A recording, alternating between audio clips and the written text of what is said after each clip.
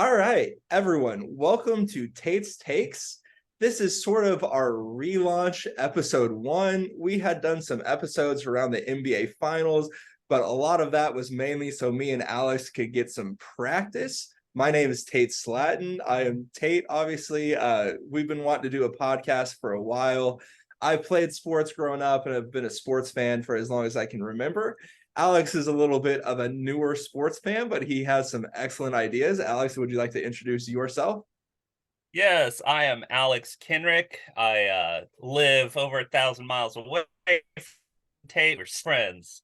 And again, as Tate mentioned, I did not play sports growing up because I'm smart and because I know not to destroy my body. So I got into the logic of it, and I'm not that smart, so I make a lot of really dumb takes, which is why this is called Tate's Takes and not Tate's and Alex's takes, because everybody's gonna hate my takes probably, but I'm still gonna pretend that I'm right, anyways. I'm also far too vain to share the title with anybody else. So, anyway, Alex, what are we starting with today? We have football season right around the corner. Very, very exciting time. Just so everyone knows, this summer kind of lined up perfectly where me and Alex were both busy at different times. So we really just made a conscious decision to kind of take a break. But football season, especially the NFL, is coming up. We have our last week of preseason this weekend, and I'm thrilled that it's coming back. So, Alex, what do you want to start with today? That's exactly well said, Tate. Just as we can all agree, there's nothing to make you want an NFL season to start more than anything than watching, you know, a good 45 minutes of NFL preseason and getting hammered, taking shots at every single time somebody goes down with an injury. So today we're going to start off with our predictions for the AFC, Okay. seeing are going through. We're going to finish up with figuring out where Caleb Williams is going to end up next year.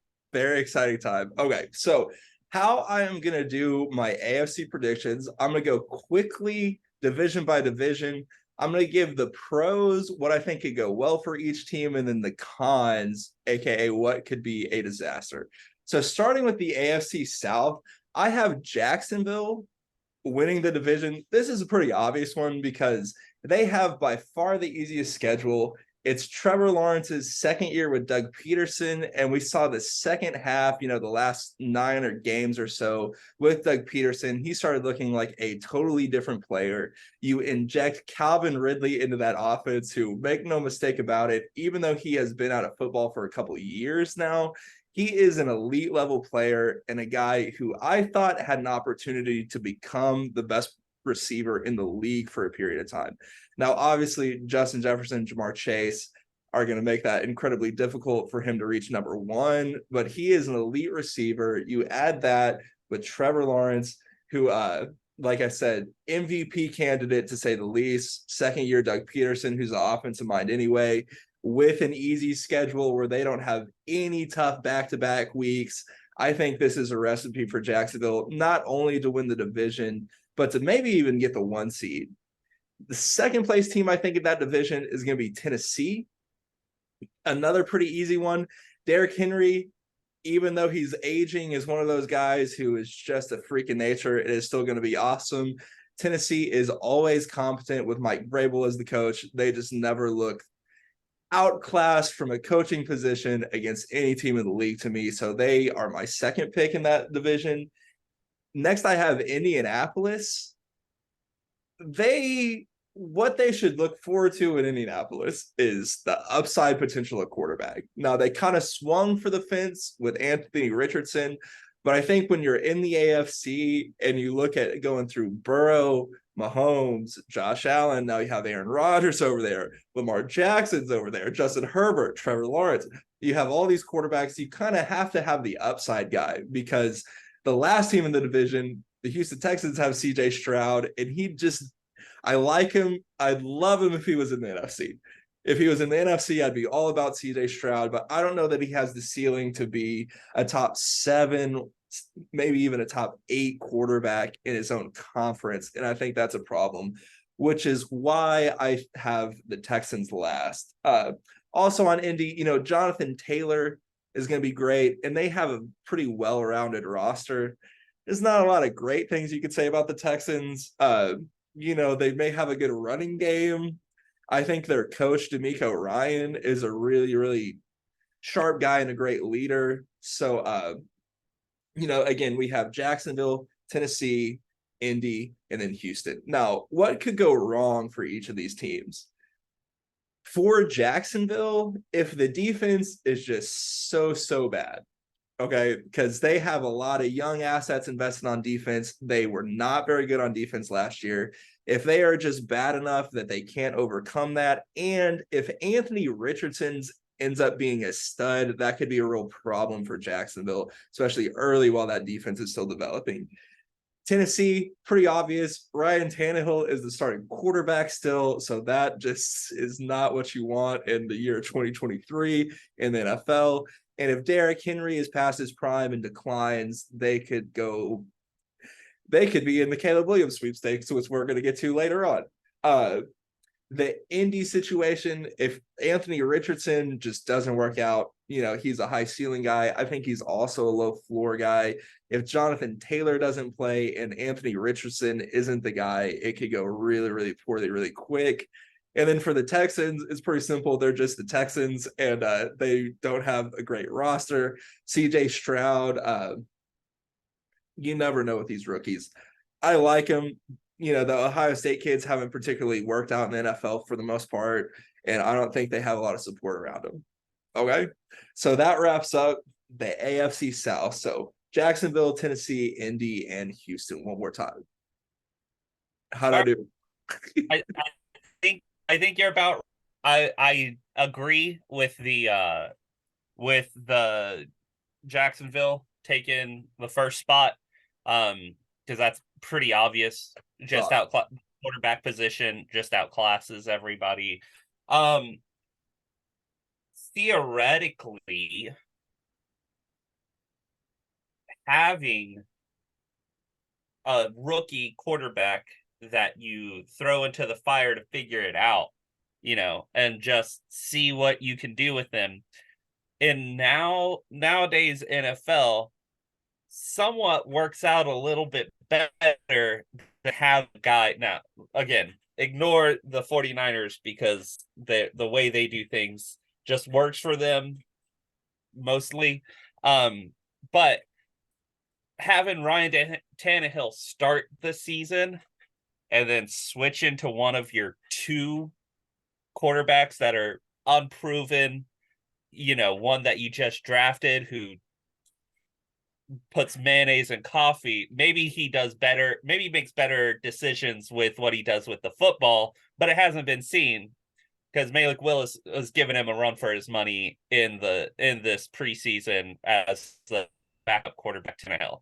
And what you want to see is Tannehill kind of pass that baton off to this next generation, which makes me think that if they decide to go with one of those guys in Tennessee, then I think that means that their season's pretty much shot, which means we could see them fall a little bit in the standings here, especially if, CJ Stroud really does take off, or Anthony Richardson we see the upside that we expect to see from that guy over in Indianapolis. And to that, and lastly on Tennessee could fall because Derrick Henry isn't going to be great for forever. And if that happens while Tannehill's the quarterback, it could go south really quick. Exactly. Exactly. They're just not that good. So totally agree. Agree. I think that if there's a wild card team that comes from this, which I very much doubt because of the AFC North. This is a 1 playoff team division if I've ever seen one. This feels like it's Jacksonville going to the playoffs and nobody else even really coming close. Right. Otherwise, those are about the right takes here. All right. So let's move on. AFC West. This is another pretty easy one. At number one, we have the Kansas City Chiefs. I don't need to go over that with everyone, but I will briefly. When you have Mahomes and Andy Reid and Travis Kelce, even if Kelce starts to decline, you still have Mahomes and Andy Reid. You're just flatly going to be good. You have a floor with Patrick Mahomes that's really, really high. As long as unless he gets hurt or something like that. Just a fun fact, Mahomes has never lost a division game on the road. That means the rest of the teams in the division have never gotten to say they beat Mahomes in their stadium. So until one of these other three teams can beat them at home, I don't really see the Chiefs ever losing that division, which I think is a long time coming. What could go wrong for the Chiefs, if anything? And this is true for everybody in the NFL, is just injuries. If Mahomes, has a injury or something like that and has to miss 4 to 6 weeks, they could be vulnerable maybe. And then they have a lot of young players, A, at receiver and B, on defense. If those guys don't develop, they could just be a good team versus a juggernaut that we've kind of become accustomed to being the one seed, every year and being the class of the AFC. That's their way to be vulnerable to not just the teams in this division, but the rest of the teams in the, like I said, in the AFC. Number two, I have the Chargers. What the Chargers should look forward to is Justin Herbert with Kellen Moore could be a pretty spectacular combination. And Kellen Moore, for those of you who don't know, was the offensive coordinator for the Dallas Cowboys when Dak Prescott led the league in passing more than once. And Justin Herbert is just flatly a lot better than Dak Prescott. Even if the numbers haven't shown that, even if the postseason success hasn't shown that yet, the eye test will tell you Justin Herbert is one of the best quarterbacks in the league, and Dak is limited slightly, at least, right? So I think when you add a true offensive mind to Justin Herbert, someone who is going to let him air it out with these weapons they have. They already had Keenan Allen and Mike Williams on the edge. They add Quentin Johnston, the huge, fast kid from TCU. I expect a big year from the Chargers. And then they also have one of the best pass rushers in the AFC and a team that is actually specifically kind of built to beat Kansas City. Now, they have a hard time with that anyway, because everybody has a hard time beating Kansas City unless your name's Joe Burrow. And even they, we'll get to that later in the year. But anyway, I think they just have one of the best rosters. I think if Kellen Moore can get to Herbert to another level, we could see them really take off. Third, I have Denver. The positives, or what you should look forward to with Denver, what could go well for them, is just if Sean Payton can kind of work his magic. The defense should be really good. They brought in Samaje Perine, and Javonte Williams is coming back from injury. Apparently, his injury is going a lot better than some people thought. He had a pretty significant knee injury, but played in the preseason a little bit, looks really good in practice, so he should be ready to go by week 1.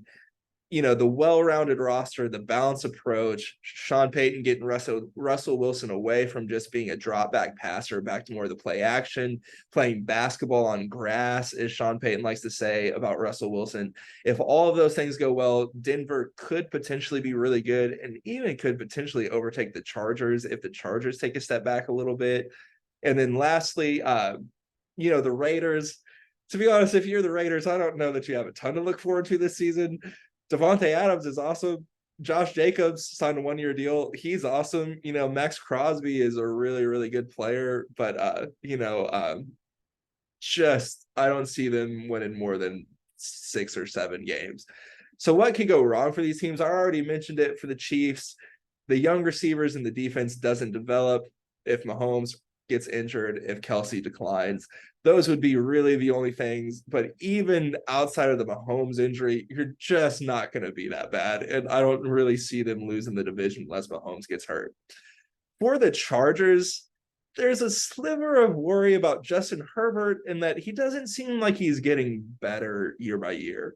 So he came in as a rookie and lit the league on fire, basically set all sorts of passing touchdown or passing records for rookie quarterbacks behind a less than stellar offensive line. And the eye test wise would tell you, okay, this kid's going to work in the NFL. Now, he hasn't really had any statistical or eye test improvements since that rookie year. So the concern is that even bringing in Kellen Moore, he still isn't going to really take another step, which if he doesn't take another step, he could still be a great quarterback with a lot of maybe even a Hall of Famer. But you want to see these young quarterbacks continue to progress. And then the Chargers just have a lot of old players. We know Keenan Allen and Mike Williams deal with a lot of injuries. Austin Eckler is getting up there in age. He was hurt 2 years ago. He's a running back going into, I think, his age 29 season. So the injuries, that could just be like any team in the NFL, but particularly for the Chargers, who seem to struggle with that anyway. And then sometimes the Chargers are just the Chargers, where it seems like they're a little cursed to be mediocre or like very good, but not great. And when they had Phillip Rivers for forever, you still had to go against Peyton Manning, Tom Brady, and Ben Roethlisberger. It seems like they may end up being in the same sort of situation where Justin Herbert looks great, but he's not Mahomes. It doesn't look like he's going to be Joe Burrow. I'm afraid he's going to get passed by Trevor Lawrence. And then, a lot of people still have Josh Allen really, really high on the list. The problems for Denver are pretty simple. If Russell Wilson is not any good anymore, then the team's not any good. And it's pretty simple. It's like if he is as bad as he looked last year, it's really, really going to be a tough spot because his 5-year huge extension that he signed doesn't actually kick in until next season. So you could be looking at Russell Wilson being very, very difficult to get off of or move. Sean Payton getting pissed off at the situation and maybe saying, 1 year was enough. Let me go back to the booth. And then you could be really, really in trouble as a franchise. And then for the Raiders, what is inevitably going to happen is Jimmy Garoppolo is going to get hurt, which means you're going to have your second string quarterback come in. Maybe Josh Jacobs plays this 1-year deal out, gets pissed again and demands another trade. Devontae may want out if this year doesn't go well because he's still, although he's on the latter end of his prime, I still think he's in the prime of his career and doesn't want to play for a bottoming out franchise. Unless they're bad enough to get Caleb Williams, and then you may keep Devontae and Josh Jacobs, and then you roll with that guy. But anyway, so AFC West, Kansas City, Chargers, Denver, Raiders. I like it. No notes.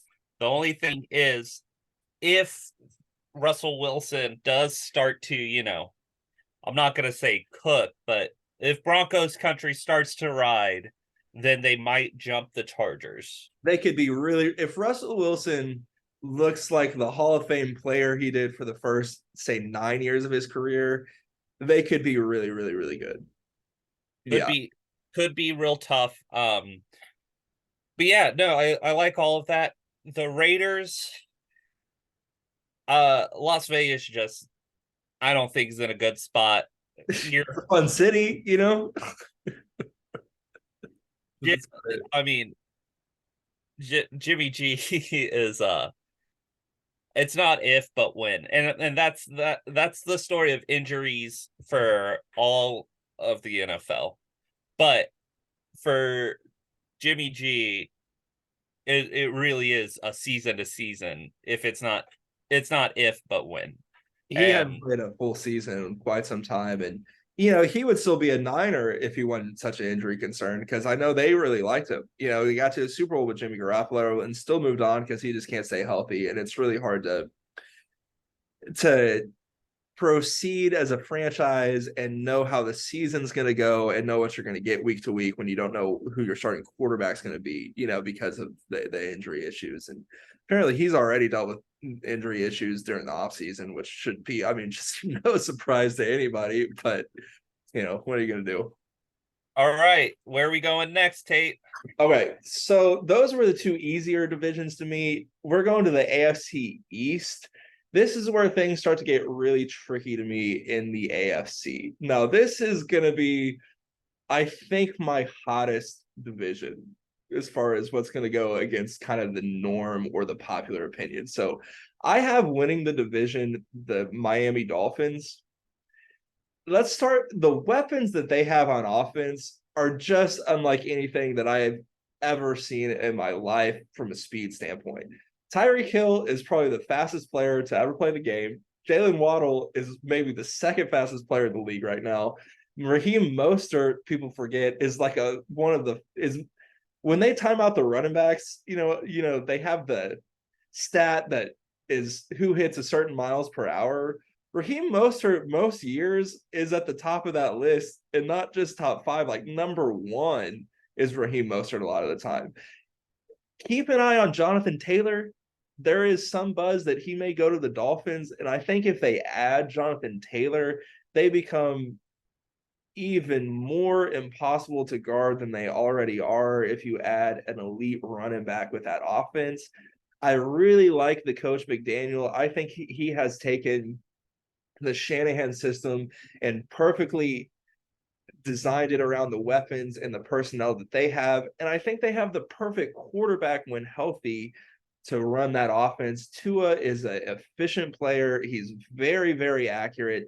He's not a great deep ball thrower, but that's not really the system that they run anyway. It's more about getting their elite weapons the ball in space and letting them make plays after the catch. We see that in San Francisco all the time. I think Miami does the same thing, and they really, really play to their strengths. I think the defense is going to be improved, and keep in mind, they have Jalen Ramsey coming back by the end of the year. So they will have an elite corner on both sides of the ball towards the end of the season, assuming Jalen Ramsey comes back healthy. Second place in the division, I have the Jets. I think you have a new pissed off Aaron Rodgers. I think he loves sticking it to the Packers. And what better way to do that than have a great season out in New York?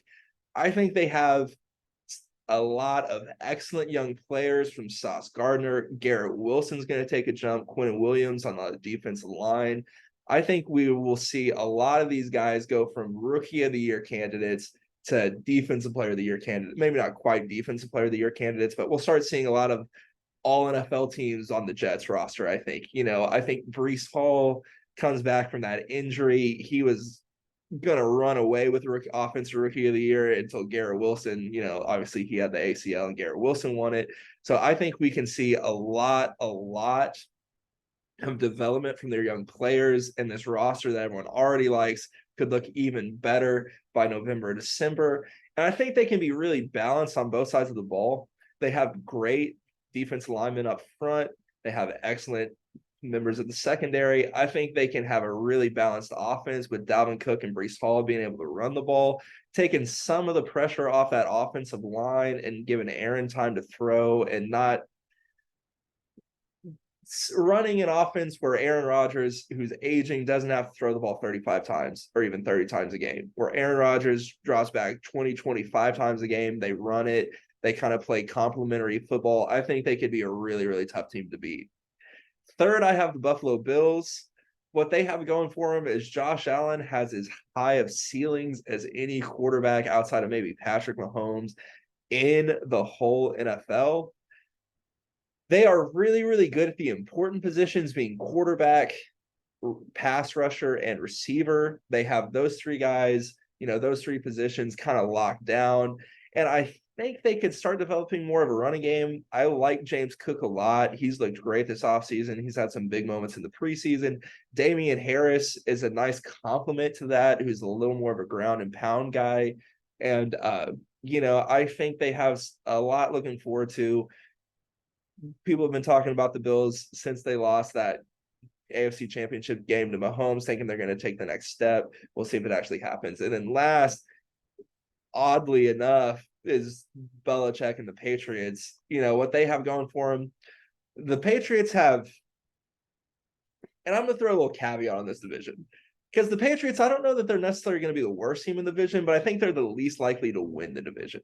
Because the Patriots aren't going to suck with Bill Belichick. You're just going to win. You have a floor with Bill Belichick that's a little higher than even the Jets or the Bills might have. you're not going to implode. You're going to be really well coached. You're going to be pretty good situationally, even outside of last year. They had some blunders, obviously, but you're going to be pretty good situationally at least. And I think you're going to have a certain level of competency. And now they have a real offensive coordinator coming in to call the plays. So let's see if the offense doesn't become a little more cohesive than it was last year. What could go wrong for these teams? The Dolphins, it's very obvious. If Tua gets hurt, the season goes off the rails.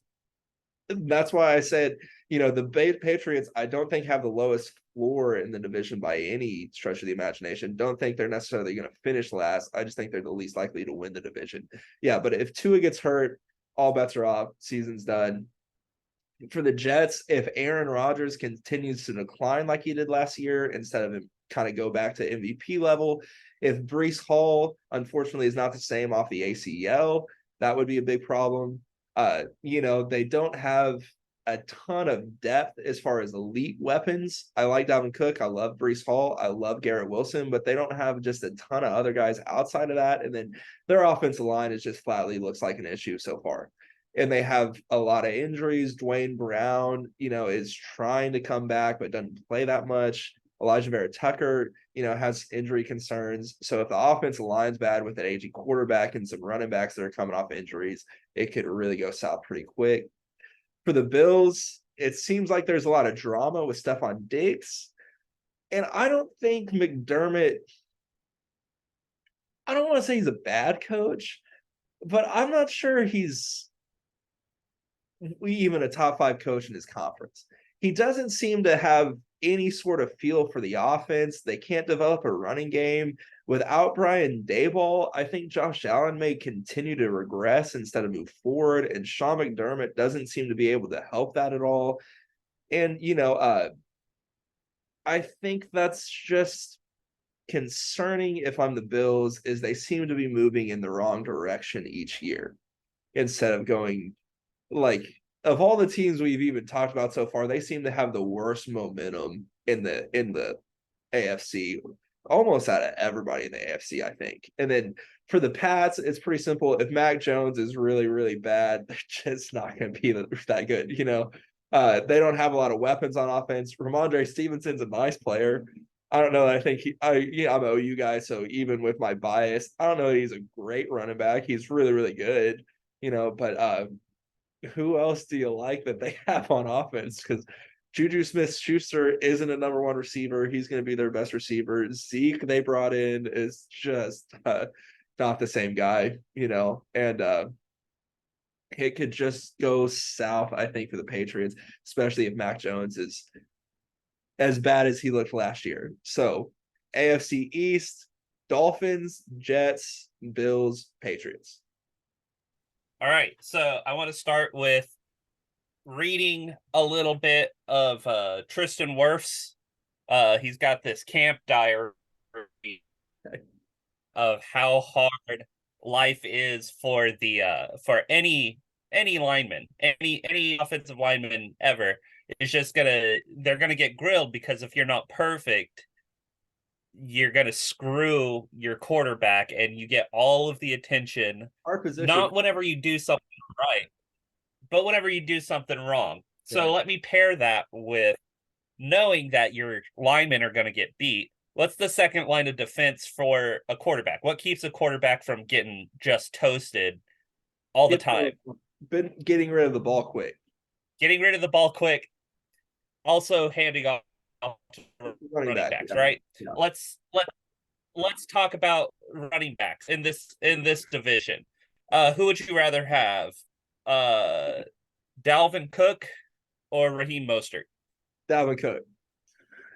Who would you rather have? Breece Hall or Raheem Mostert? Breece Hall. Come on.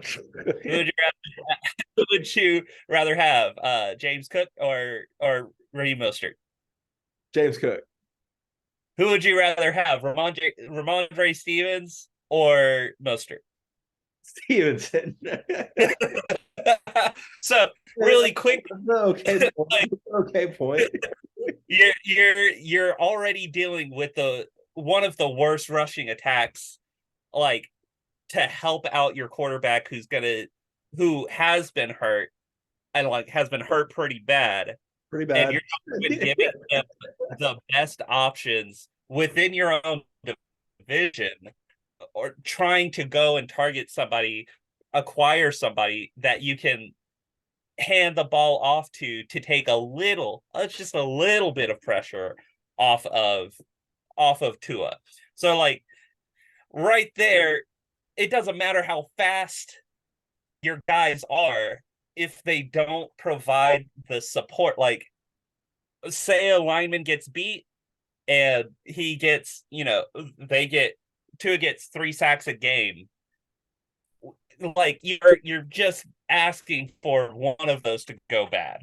So how would you feel if they got Jonathan Taylor in I would Miami? feel much, I would feel much better if they got Jonathan Taylor, but they have to give up picks and then also put in a contract and then pay him.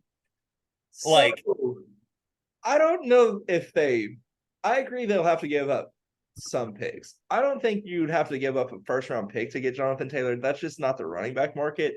And I don't know that you'd have to give him a contract because what's he going to do? Demand another trade? You may have to deal with another kind of, we're going to deal with you in good faith and negotiate a contract next offseason. you can get a friendly you can negotiate a friendly contract where it's like you show out for us for this year and Yeah. you're getting the bag. But like, And then I mean, that's what I'd say to that point is we saw the Niners run this almost the same system they run in Miami. That we saw the Niners get to a Super Bowl with Raheem Mostert being their best running back and scorching the entire NFC in the playoff run. People don't remember that playoff run, or if you don't, go look up the Raheem Mostert stats and highlights from the playoff run when the Niners went to the Super Bowl. It's unbelievable. Now that's a few years ago. I understand that he's older now, but I what think we're they just do a talking good enough about. job of running the ball with any running back. I kind of like the rookie they brought in, and it's an okay point. It's an okay point though. Like, what were you just talking about running back Pat Prime getting aging, and like it's not like the same question of, well, will Aaron Rodgers continue to regress, because we've seen quarterbacks jump up, kind of make a little bit of a back and come back to it. Yeah. Running backs, it is extremely rare that they do the double hump. They So don't like, typically get younger at the running back position, no. But okay, that's an okay point. I like the Dolphins. Well, and like I said, if Tua gets hurt, which I understand is a big question mark, but I like what he did this offseason. He looks bigger. I don't know how the jujitsu learning how to fall is gonna how much that's gonna help. But if you're Miami, you're hoping that it helps a lot, and you're hoping that they could keep it together and win the division. Because they have the highest ceiling in that division to me. And I so think this is Fox would even agree with that. this is where it gets a little bit tricky with targeting Jonathan Taylor, though, because if you're gonna give up picks, right, and you get Jonathan Taylor and you still have Tua go down and you're looking to pick up a quarterback. Well, yeah, all that doesn't look good. Yeah, if they traded for Jonathan Taylor and Tua goes down, you would hope that the injury's not that bad. But just if they give up picks to get Jonathan Taylor, that's not how that doesn't hurt them this year. Those picks aren't playing yet. You know what I mean?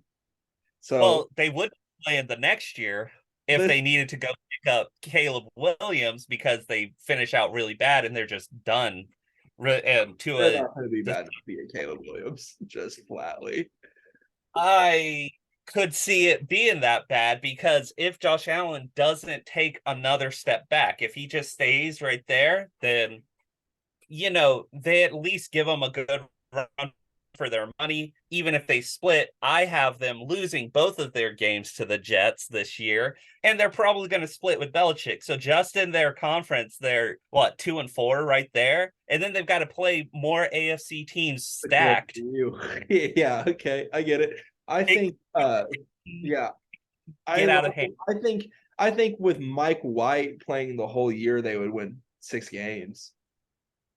I think Uh, I think they have too many weapons. They were pretty good last year with Tyrod Taylor and Skylar Thompson.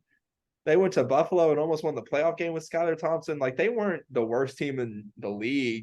They where weren't the worst team in the league with Teddy where Bridgewater, did White play last year? the Jets. Who had the 3 worst quarterbacks in the league last year? They also went 7-9. Okay, but still, like, so It's like with Mike White, yeah, you're not maybe it's not great, but they also weren't the worst team in the league either, you know. they need somebody who can connect very quickly, like get the ball to those playmakers out in space. Listen, I agree. If Tua gets hurt, it's gonna be bad, but I don't think they're not going to be as bad as Arizona, who's trying to lose games from week one. He's just traded off a starter for a 7th-round pick. They're not going to be that bad. Okay, so I will say I have the Jets winning outright. I have the Jets going probably 13-4. Okay. I think that's going to be. You think the Jets are going to be the 1 seed? Yeah. Oh, for sure. Okay. I think we're going to see. Okay. I like the Jets. I have AFC conference championship. Okay. Being the Jets and the Chiefs. You have the Bills going second? I have the Bills and the Dolphins going second. Okay. This cop out. Okay. But the wrinkle here is that I have the Patriots going third. So if the Bills and the Jets, one of those two teams is going to take a real big step back. Whichever one isn't. What about that? Because I don't necessarily, like I said, I don't necessarily think the Patriots are going to finish dead last in the division. I just think they're the least likely to win the division. And that was the only division. That's the only time I did that. I like made a little note in my notes, like this is a little different than the rest of them. Because if Tua gets hurt week one, they're gonna finish last in the division probably. If Aaron Rodgers sucks, or if they have 3 injuries on the offensive line in week one of the Jets, they could finish last in the division. It could go south. If Josh Allen and they just implode, they could finish last in the division. And the Patriots are probably going to win 9 games. They're probably going to win 8 or 9 games. So if someone explodes and wins 6 or 7, they're going to, the Patriots may be third. So I think you and I kind of align where it's either the Bills are going to implode or Tua is going to get hurt. Yeah. And that's why I didn't put either of those teams as number one. Yeah. And the only thing we disagree about on that division is I think, and like I like the Jets. I have them second. Obviously, I think they're going to be really good. I think they're going to make playoffs. I think there's more of a possibility than you do that they implode, because that is on the board to me. With Rodgers' personality, have you seen the first 6 games of their schedule? It's very tough. I think we'll get to this later. I think they're going to start off okay, and I think they're going to be really good down the stretch. But like if they started 1-5, Aaron Rodgers might retire mid-season on him. It's like I wouldn't be stunned. So it's like we'll have to see. I think that's on the board, even if it's not likely that the Jets implode. I'll put it that way. I think the Bills imploding are much more likely than the Jets at this point. I don't disagree with that. Okay. All right. Let's round it out with last AFC division. We got the AFC North. This to me, number one, this was maybe the hardest division for me to rank. Number one, I think, is kind of easy. I was going to tell you, I have the Cincinnati Bengals winning the division. It gave pretty easy reason. You have the second best quarterback in football who's awesome in Joe Burrow. Jamar Chase is either the best or second best receiver in the league. Probably Justin Jefferson, most people would say. I like Jamar a little more, but that's a hot take right now. I think they're going to be improved on the defense and on the offensive line. They brought in a new left tackle. I think that can only help. And Joe Burrow, we've seen, tends to deal pretty well with a bad offensive line anyway. So really like them. And I think they have a good offensive minded head coach. I don't know that he's a great head coach, but I think when you put him with Joe Burrow, he looks really good. Like I'll give him that. So and he's on the he's on the right side of the football. If you're gonna be a okay or a pretty good coach, it's better to be an offensive guy than a defensive guy at this point in the NFL. So those I really like all that going on for Cincinnati. And they seem to you don't have to say too much about Cincinnati. They've been awesome, man. Joe Burrow's great. I think they're really, really good. Second, I have Baltimore. I think Lamar looks really good in the new system. I think they have improved weapons. I don't know how good Odell Beckham is going to be at this point in his career, but I think he's going to be somewhat productive. I really, really like Zay Flowers, who they brought in. Hopefully, J.K. Dobbins looks okay off the injury. We know they're going to be good on defense because it's the Ravens, and Harbaugh is way too good of a coach, so we know they're going to be good. And Lamar Jackson has as much upside as anyone outside of maybe two or three guys at quarterback in the entire league. So when things are clicking for them, they're almost impossible to guard because he's maybe, who's the best runner in that division? And it might be Lamar, even with Chubb and Mixon. It's like in Najee Harris, it still may be Lamar. He's at least kind of in the conversation. It's just as fast and evasive as he is. So I really like the Ravens this year. I think they're always good. I think Lamar with the new contract and the new offensive coordinator, I expect a big year. Third, I have Pittsburgh. First of all, Mike Tomlin is always really, really good. Even when they kind of don't have the roster to be good, they seem to somehow be pretty good. I think you have a lot of young development on this team. They're a very young roster, especially on offense, between Pickett, Freiermuth, Najee, George Pickens. I think all these guys take a step up. I expect the Pickett to George Pickens combination to be one of these kind of slept on duos at the beginning of the year that by the end of the year, people are like, oh, that's deadly. Because I think Pickens has top 5 talent in the league. I'm not saying he's going to quite produce like that yet, but he is an elite talent. I think Kenny Pickett is going to be good. I don't know that he's going to be great, but I think he's going to be very, very good. I like that he's a competitor. He seems to kind of have that fiery, which I think you kind of need to play in Pittsburgh. And I think they're going to be really, really balanced on offense. Najee, I'm a Najee Harris fan, so obviously I think they're going to be able to run the ball. And they just flatly win games when TJ Watt plays. They were 8-2 last year when TJ Watt was playing. People don't realize that, but like they were a really like elite team when TJ Watt played last year. Now they sucked when he didn't play, but if he's healthy, they're going to be really, really good. And I went back and forth, admittedly, between them and Baltimore, who I thought was going to be second and who I thought was going to be third. Last, I have the Browns.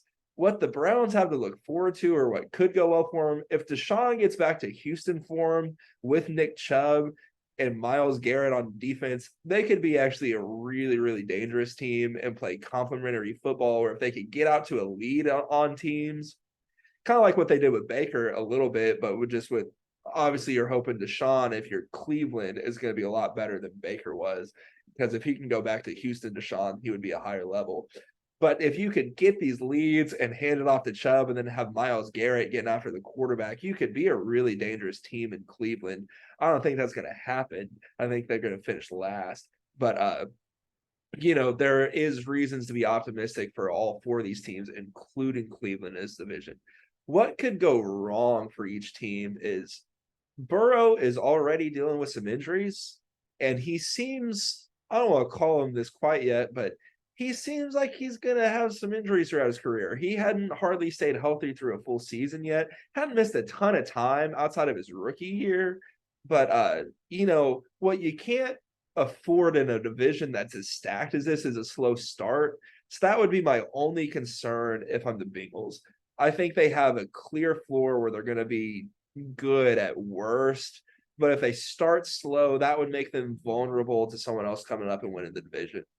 For Baltimore, what worries you is if Lamar regresses in the new system instead of improves, if he just, like some people like to talk about, just can't throw it as well as he should be able to, and if he kind of regresses, and then they still don't have a proven number one receiver. Odell used to be. I don't think anyone thinks he's that anymore. And if Lamar, gets hurt again like he has the last 2 years, it could go south for him.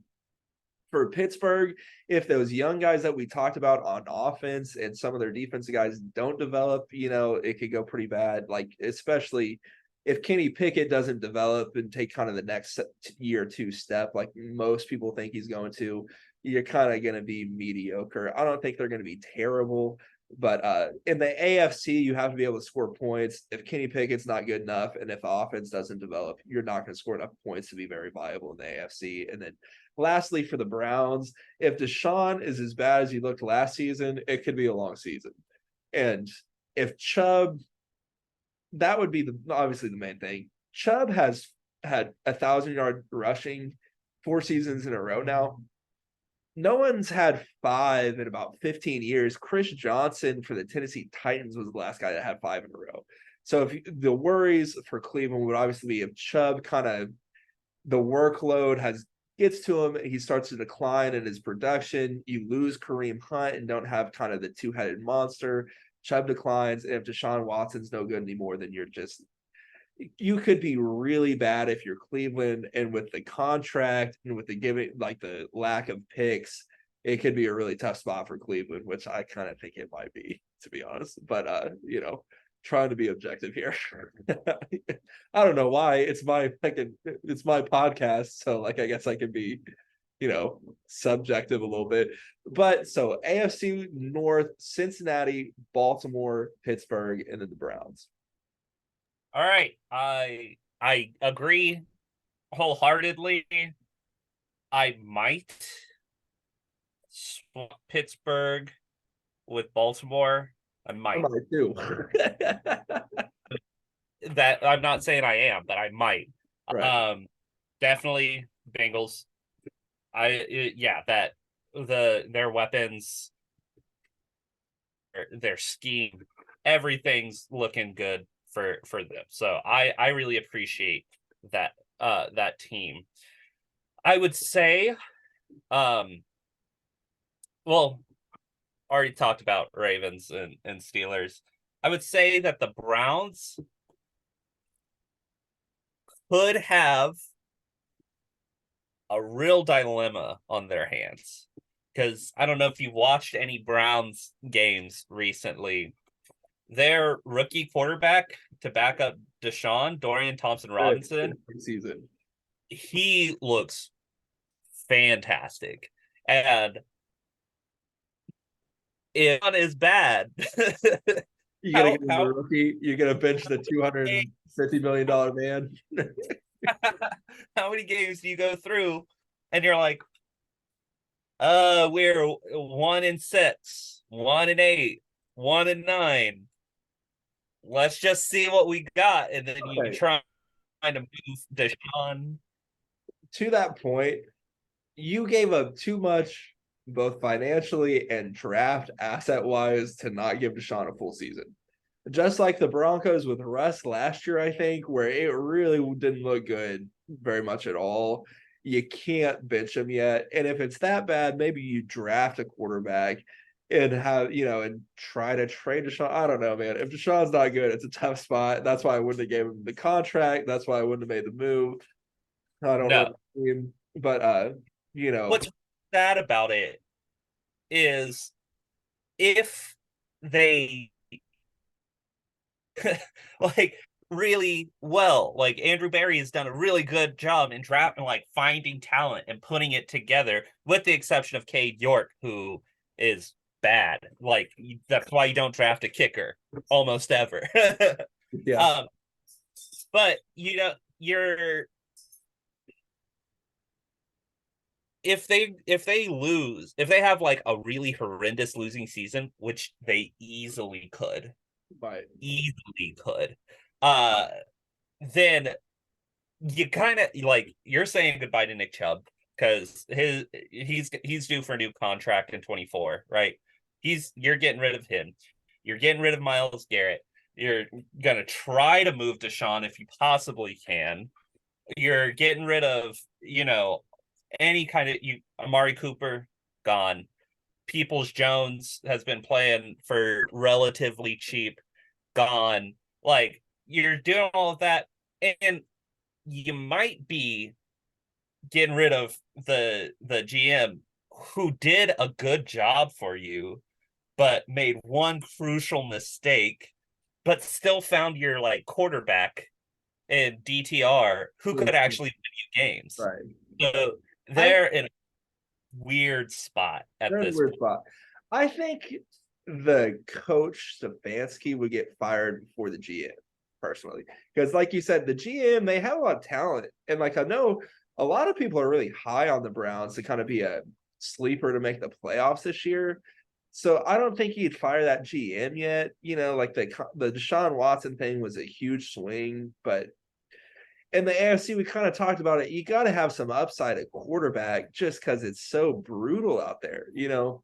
So I think Stefanski, if anyone, and this is kind of a sneaky storyline, I think that if the Browns start 1-4 or worse than that, you know, like I think the seat starts getting warm for Stefanski, even though I think he's a pretty good coach.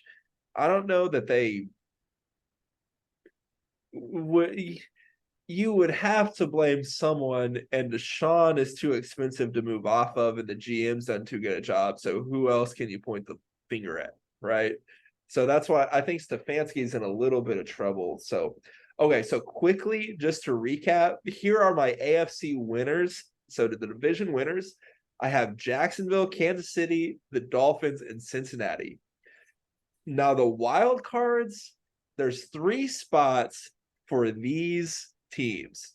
You have the Jets, Baltimore, the Bills, the Chargers, Pittsburgh, the Browns, the Denver Broncos, and the Patriots. Only 3 of those teams are making the wild card. I think it's personally, I actually have the Jets, Baltimore, and Pittsburgh. I think the North is a 3 playoff team division. And I think the Jets have the other wild card. So I have the Chargers and Bills both missing the playoffs. When I say that out loud, it doesn't seem that likely that both those teams are going to miss. But I think they're going to, I think the Chargers are kind of destined to deal with some injuries and be a little mediocre. I don't like their head coach, even though I think Justin Herbert may light it up this year. And I think the Bills, I think we both think there's a chance they kind of implode. And even if they won 9 or 10 games, that may not get you into the postseason in the AFC, you know? Now, the team that I have that could be obviously the hot take that I have in the playoffs is the Steelers, you know, but I think the Steelers are going to be pretty, like I said, 8-2 with TJ Watt last year with a rookie quarterback and not a lot of weapons. I think they're going to take a step in the right direction if TJ Watt's healthy. I think they may be really good. So that's who I have making the playoffs out there. Yeah, yeah. Chiefs, obviously, Jacksonville, obviously, Bengals, obviously. I would put the Jets in. I have yeah. And then right. For my last 3, whatever team doesn't implode in the AFC East. So that could be Bills and that could be the Dolphins. Right. And then whichever team has the better record for the Ravens and the Steelers. Right. After that, tough one, because if one of those 2 teams from the North like separate, then I'm taking the other one as well. Right. But it could be a pretty sizable separation. Right. So or if, like I said, if Kenny Pickett ends up not being that good, or if Lamar gets hurt or something like that, that team could pretty easily miss the playoffs and the Chargers could sneak in or something like that. But that's what I would say. The Chargers come in with that one. The problem the Chargers have kind of making the playoffs is they just seem to deal with a lot of injuries, and you can go ahead and chalk up 2 losses to Kansas City already. You know, like they just don't beat that team.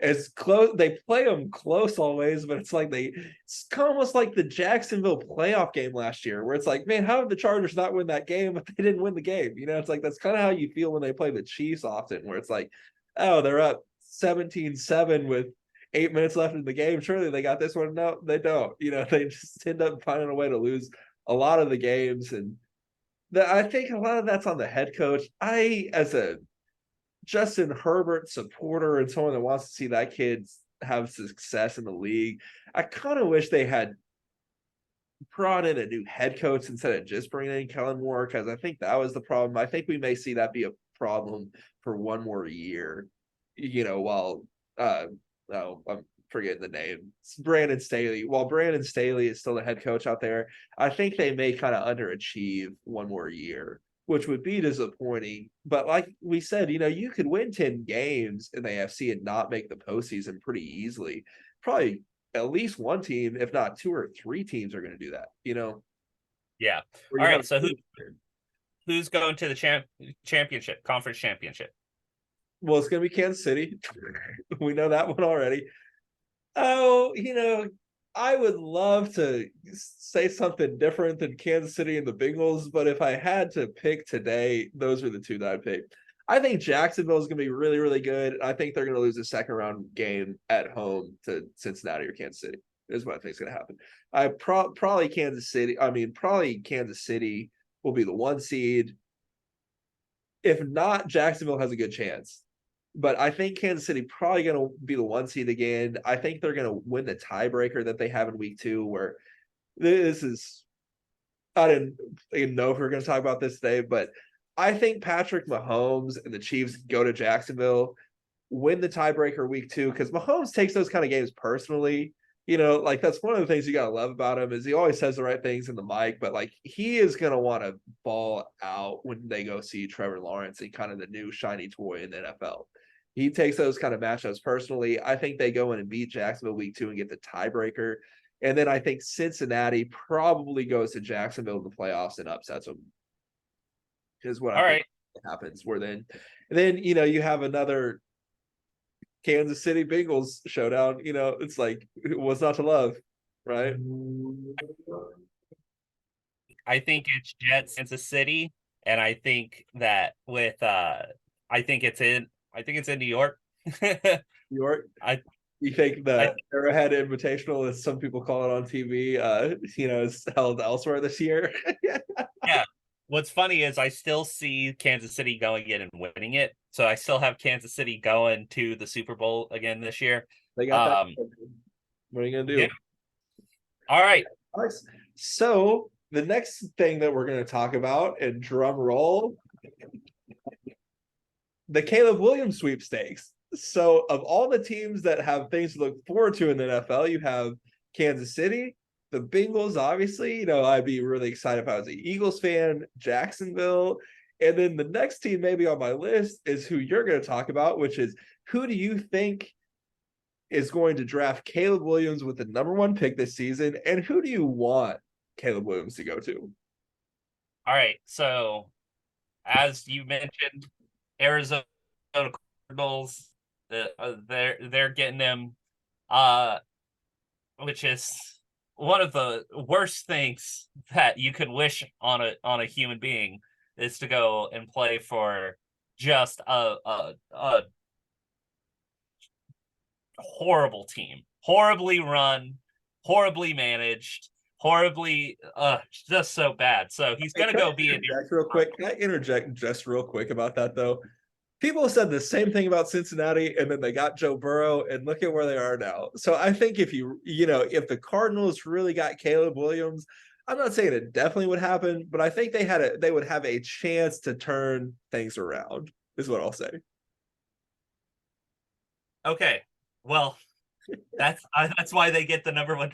Like that's the thing is you get a chance, and You get a chance. I mean, sure. Well, I would want, as I kind of mentioned, I want to see Caleb Williams in Miami. Okay. I want to come to the realization himself that his health is not worth risking and just go ahead and retire, because he and Jimmy G are the ones that I know are going to get seriously injured this year. Like something about just their what they're being asked to do for their team and what their history is. I think that they're in a real bad spot, and I want Caleb to go to someone. As much as I don't like Caleb as a Sooner, because still bad blood, I still want him to go somewhere where he can be successful, because that's what you want for good players. And if you put him in that Miami team, it is magic. Then they are 100% the That'd be favorite. something. Yeah, that'd be something. Yeah. Yeah. So the only thing I'll push back on is just the way of the landscape in the NFL right now. We really, really need someone like Caleb Williams in the NFC, though, where I'd love to see him go to. I don't know. I don't think Atlanta's going to suck again, but like Atlanta would be kind of fun, somewhat of a big brand. If if the Rams were bad enough early and Stafford's elbow goes out again and Cup's hurt, seeing Caleb Williams stay in Los Angeles and be a Ram, I think would be awesome. And then, like I said, the Cardinals to me, I think could get it. We saw them get it turned around when they had Carson Palmer for a little bit and make the Super Bowl. Like, I think if they had Caleb Williams, it's a chance to kind of reset the franchise. People thought the Bengals were destined to be the worst team in the league for forever. They drafted Joe Burrow, and 2 years later, they made the Super Bowl, and now everyone thinks they're going to make the AFC Championship game almost every year. So it's like, it can happen, and I think the Arizona Cardinals, the fact that they're in the NFC, I think that would be kind of fun, seeing him just stay anywhere in the NFC, because if they go to the AFC, all of a sudden, you may literally have to kind of restructure the divisions and move some teams around because the quarterbacks would be so lopsided in one conference. Yeah, I think that if you wanted to keep him in the NFC, I would put him either going to Atlanta. I would honestly rather see him go to Atlanta, just because he's going to have more weapons, It'd be a fun. better culture, and like that division needs good quarterback play. Like that one, the other divisions, you have really good quarterback play to where at least some of those guys are making top 10, top 15 like rankings every once in a while. But the NFC South is just real bad. And with that, also something that might be interesting, just to like shut Cowboys fans up for a second, is if he ended up going to the Commanders and the Cowboys end up being third, maybe fourth with Dak for the next few years, and then it's really on display how ineffective Dak is As a Cowboy fan, I really hope Caleb Williams doesn't go to that, to the Commanders, but that would be a fun one to see in the NFC. Well, can I give you a funny fact that I heard this week, because people don't remember this, just on the conference restructuring thing and the division restructuring thing. People may not remember this. The Colts and the Patriots once upon a time were in the same division. And when Tom Brady and Peyton Manning were both, obviously looking great, they restructured and got them out of the same division so they could both win it. The Colts have won that division more recently than the Jets have.